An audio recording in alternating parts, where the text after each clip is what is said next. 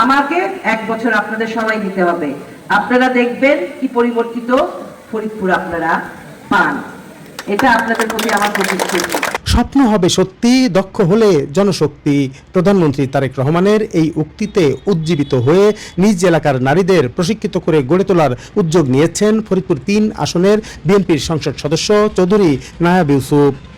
রোববার সন্ধ্যায় ফরিদপুর পৌরসভার 10 নম্বর ওয়ার্ডভুক্ত অম্বিকাপুরে আনসার আলী উচ্চ বিদ্যালয় প্রাঙ্গণে নিজ মাতার নামে গঠিত শাইলা কামাল মহিলা প্রশিক্ষণ কর্মসূচির আওতায় নারীদের ফ্রি সেলাই প্রশিক্ষণ কার্যক্রমের উদ্বোধন করেন তিনি।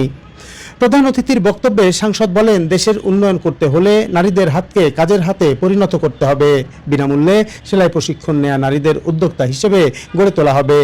তিনি বলেন, নির্বাচনের আগে কথা দিয়েছিলাম, আবার আসব, পাশে থাকব, সেই কথা রক্ষার চেষ্টা করছি। বক্তব্য দানকালে চৌধুরী নায়াব ইউসুফ বলেন, বিএনপি সরকার ক্ষমতায়, এই সময় কেউ অন্যায় করে পার পাবে না, ন্যায় বিচার প্রতিষ্ঠায় কাজ করব।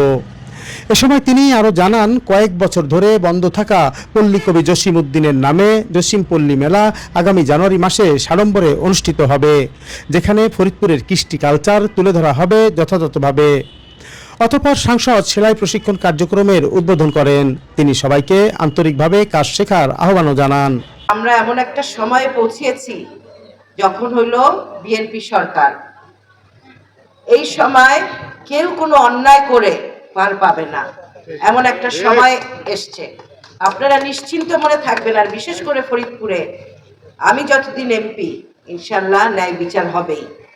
এখানে অন্যায় কোনো কেউ করে পার পাওয়ার দিন শেষ। আমি নির্বাচনের আগেও আপনাদের কাছে আসছি এবং আপনাদেরকে আমি বলছিলাম যে আমি আবার আসব, আপনাদের সেলাই প্রশিক্ষণ দিব, করাবো। সেই জন্য সেই যে কথা আপনাদের দিছি, ওই জন্য আমি আবারও আসছি। আমি যেটা বলবো সেটা আমি করব। আমি বক্তৃতা কম দেই, কাজ করি বেশি, সেটাতে আমি বিশ্বাস করি। এবং আপনারা দোয়া করবেন, এই যে সেলাই প্রশিক্ষণ যে আপনাদেরকে দিতেছি, এটাতে যেন আপনাদের বাড়িতে কিছু আপনারা উপার্জন করতে পারেন। এই কারণে সেলাই প্রশিক্ষণটা ইনশাল্লাহ দেখা গেল আপনারা যারা সেলাই শিখলেন, আপনারা তারপরে আমি হয়তো আপনাদেরকে কোনো একটা কাজে ঢুকিয়ে দিলাম। এটা আস্তে আস্তে আমরা ক্ষমতায় আছি, ইনশাল্লাহ আমরা করব। এবং আপনাদেরকে একটা সুখবর দেই, বিশেষ করে এই যে যারা মহিলা উদ্যোক্তা তাদের উদ্দেশ্যে আমি বলতে চাই, আমি ঢাকায় কথা বলেছি সংস্কৃতি মন্ত্রীর সাথে, প্রতিমন্ত্রীর সাথে। আমরা এবার জসিম পল্লী মেলাটা খুব সুন্দরভাবে বড় করে করব, জাতীয়ভাবে করব আমরা জসিম পল্লী মেলাটা। আপনারা আপনাদের কাজ অনেক জমায় করবেন, কালেকশন করবেন ওই মেলার জন্য। এটা আমরা ডিসেম্বর বা জানুয়ারি মাসে করব, জানুয়ারিতেই হয় না? হ্যাঁ।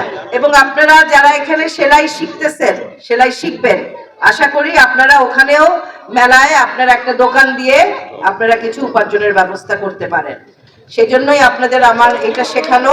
ইনশাল্লাহ আমি আশা করি এটা আপনাদের জন্য বিনামূল্যে আর খুলে দিচ্ছি, আমরা এটা উদ্বোধন করছি। ইনশাল্লাহ আমি আশা করব এটা আপনাদের উপকারে আসবে। পরে তিনি পল্লীকবি জসিম উদ্দিনের উপর সংরক্ষিত আলোকচিত্রগুলো ঘুরে ঘুরে দেখেন। এ সময় পল্লীকবির লেখা বইয়ের সংগ্রহ বাড়িয়ে প্রতিষ্ঠানটির গ্রন্থাগারকে সমৃদ্ধ করতে সহযোগিতার আশ্বাস দেন। মনিরুল ইসলাম টিটু, ৭১, ফরিদপুর।